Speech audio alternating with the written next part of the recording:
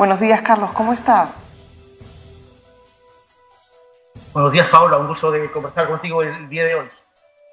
Quisiéramos que nos cuentes un poco cómo ha sido el encuentro de la presidenta Dina Boluarte y la fiscal, porque según se supo después, ambas instituciones, tanto Presidencia Perú como la Fiscalía, no informaron certeramente de lo que sucedió ese día.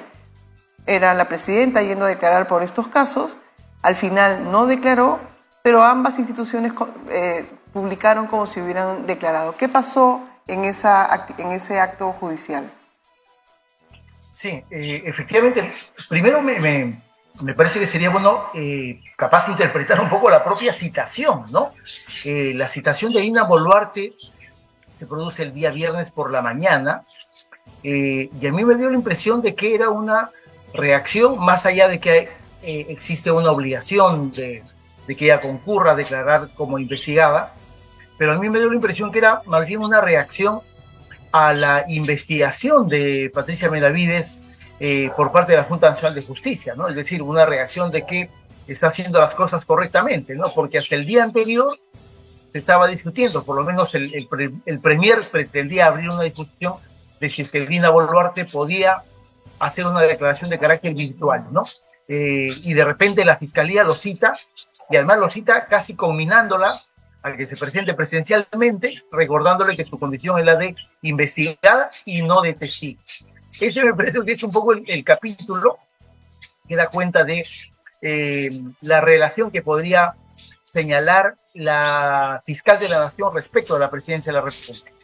Y ya propiamente en la diligencia del día martes, en realidad fue un momento muy concreto, muy pequeño en el tiempo, porque estando la presidenta, los abogados de la Procuraduría, Gloria Cano, ¿no es cierto?, y la propia Dina Boluarte, la fiscal de la Nación simplemente se presentó para dar cuenta de que la diligencia no se iba a realizar. ¿Por qué? Porque hacía días atrás la Procuraduría había presentado una tutela de derechos, es decir, un petitorio al juez Checkley, que actúa como juez de investigación preparatoria, con la finalidad de que se le permita a las partes agraviadas participar en las declaraciones de los investigados y además hacer preguntas como corresponde. Y recordemos que la semana pasada, el jueves de la semana pasada, justamente se había realizado esta audiencia ante el juez Checkley de la Corte Suprema, pero hasta el día de hoy no emite una resolución. Y por lo tanto, sí era correcto que se suspenda esa declaración, me refiero a la de Dina Boluarte, porque no hay una decisión de carácter judicial de si es que se debe interpretar como ha sido una práctica sostenida en el pasado, en todo tipo de casos, sobre todo en los temas de corrupción, que las partes agraviadas, sea el Estado, ¿no es cierto?, pueden participar en las diligencias. Y punto. Eso no duró más del tiempo de los minutos en los que te estoy comentando, ¿no es cierto? Pero de ahí lo sorprendente, como tú mencionas, es primero este tuit de la Presidencia de la República que da cuenta que la señora Dina Boluarte había hecho una declaración, lo cual era absolutamente falso, ¿no? Y el siguiente tuit es el de la Fiscalía diciendo lo mismo, ¿no? Sí, O sea, sí, sí, digamos, efectivamente. parece que hubieran coordinado el lanzamiento de los tweets. Sí, sí, mucho más extraño porque no sé si es un tweet preparado con anticipación al hecho mismo, pero sí, es un tanto extraño, ¿no? Es un tanto extraño porque los hechos concretos determinaron que no hubo ninguna diligencia, que no hubo ninguna declaración y estaremos a las resultas de la decisión del juez Checkley. Y recién teniendo a la mano la decisión del juez Checkley, la Fiscalía de la Nación señalará una nueva fecha en la que sabremos si las partes agraviadas podemos participar o no podemos participar. ¿Cuál es el balance en temas de derechos humanos y de control interno del gobierno de Dina Boluarte, que ya se acerca a los famosos 100 días? Mira, el balance yo creo que solamente puede ser crítico y muy complejo en términos del futuro inmediato, ¿no? Es cierto, en este momento ya podemos decir que todos los casos de graves violaciones a los derechos humanos están sometidos a algún tipo de investigación en el Ministerio Público, incluyendo esta investigación global que se hace a nivel de la Fiscalía de la Nación sobre Dina Boluarte y sobre Otárola fundamentalmente, ¿no? Pero también deberíamos decir que no todas las investigaciones están en el mismo ritmo y hay que colocar como un elemento de referencia que se han producido en los últimos días y semanas decisiones de la fiscal de la Nación que sin ninguna duda tienen como objetivo entorpecer o controlar, en el peor sentido de la palabra, las investigaciones por crímenes contra los derechos humanos, ¿no? Me refiero, por ejemplo, a la salida, o más bien hay que decir el retiro absolutamente injustificado del coordinador nacional de las Fiscalías de Derechos Humanos, el fiscal Valdivia, para colocar a una fiscal que creo que está a punto de jubilarse, que jamás ha visto temas de derechos humanos, cuya especialidad es el derecho civil y que ahora es la nueva coordinadora de la Fiscalía de Derechos Humanos. O sea, si tú verificas la línea institucional del Ministerio Público de los últimos 20 años, que me queda absolutamente claro que el Ministerio Público ha buscado colocar como coordinadores a fiscales especializados, con experiencia y con conocimiento de qué hacer en los delitos especiales.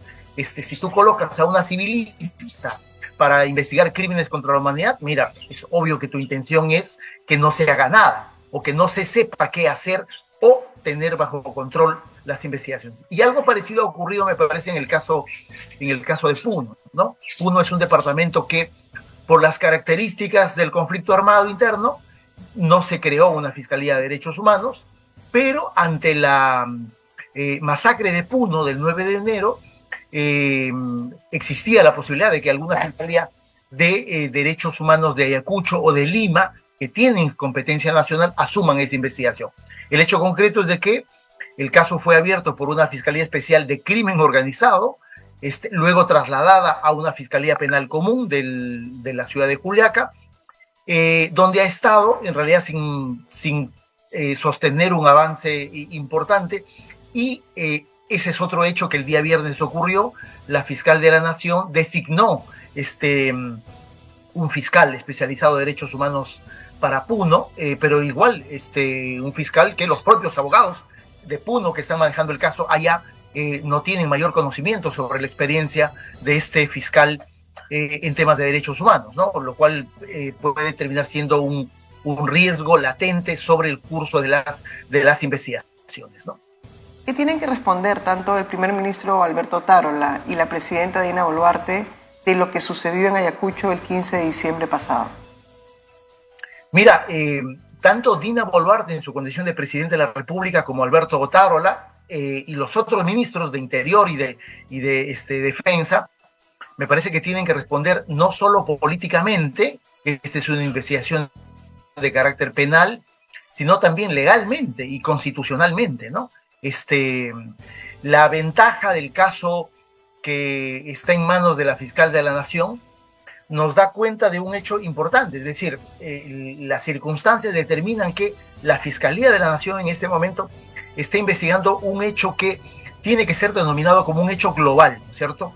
Es decir, ya hay información sobre lo que ocurrió en Andahuaylas, lo que ocurrió en Ayacucho, lo que ocurrió en Arequipa, lo que ocurrió en el departamento de Junín, Pichanaque específicamente, lo que ocurrió en Cusco, lo que ocurrió en Puno y lo que ocurrió en Lima.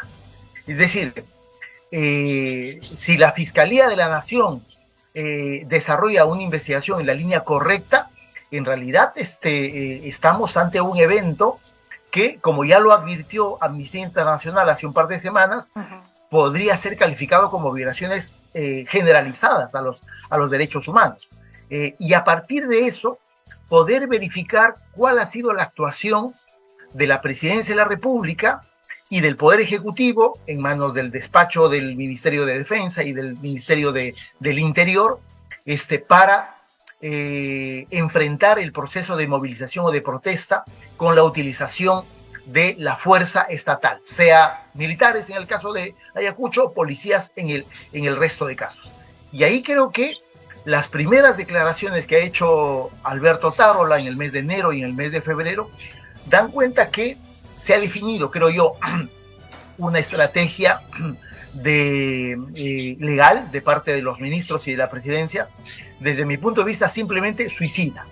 El hecho de querer desvincularse de las órdenes o de los hechos y querer hacer radicar las responsabilidades solamente en los elementos militares. En el caso de Otárola, que cuando ocurrió lo de Ayacucho, hablamos del 15 de diciembre, era el ministro de Defensa, creo que es un hecho, no solamente como lo califico suicida, sino que además pareciera que no tienen en cuenta las decisiones que el sistema de justicia ya ha tomado en casos anteriores de crímenes contra los derechos humanos, teniendo otros actores y otros personajes en la misma posición.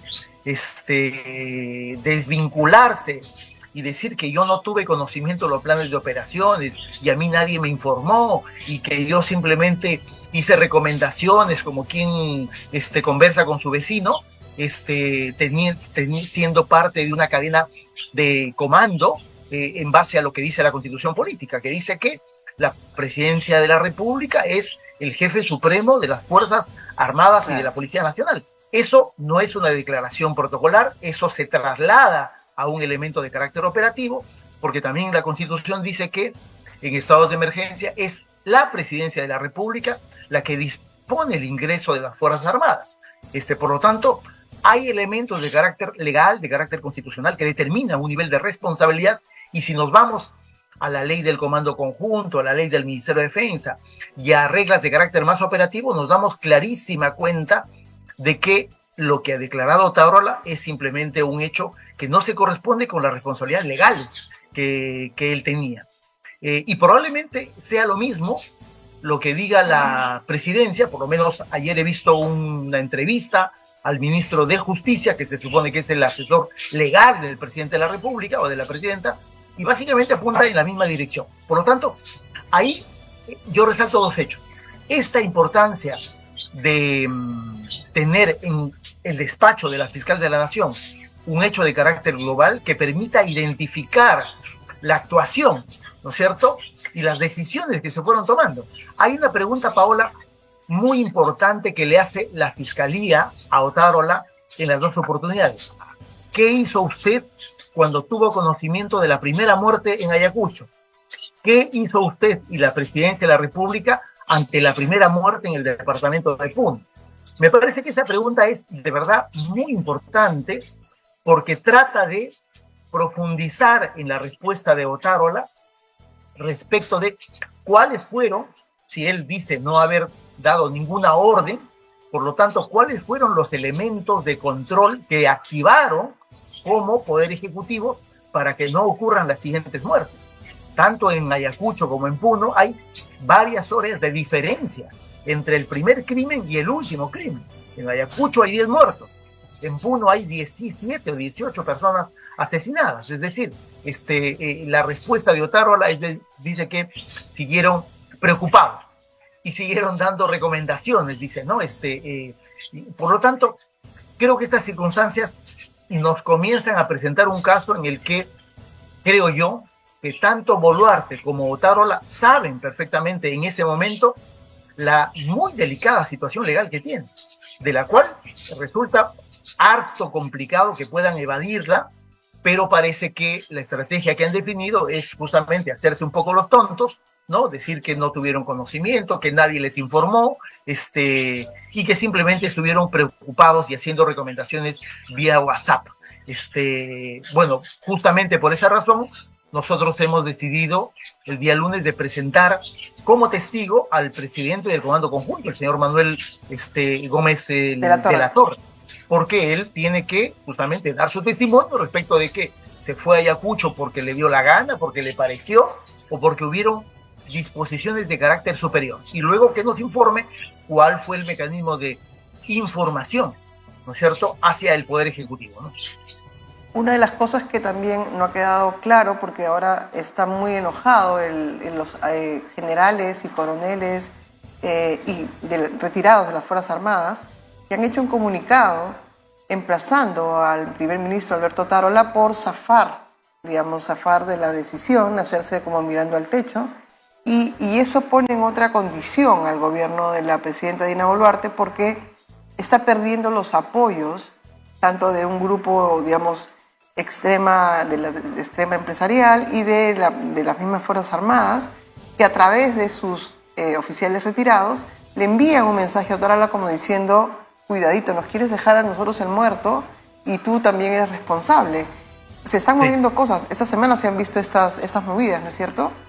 Sí, mira, yo creo que es parte de la suma de errores y de la impericia política sin límite que tiene el Ejecutivo y principalmente la presidenta Otárola, ¿no? Es decir, era evidente que, conociendo la historia de los temas de derechos humanos y conociendo además la línea de actuación del sistema de justicia, una declaración como la que ha hecho Otárola es una declaración prácticamente incriminatoria de los elementos de las Fuerzas Armadas y la Policía Nacional.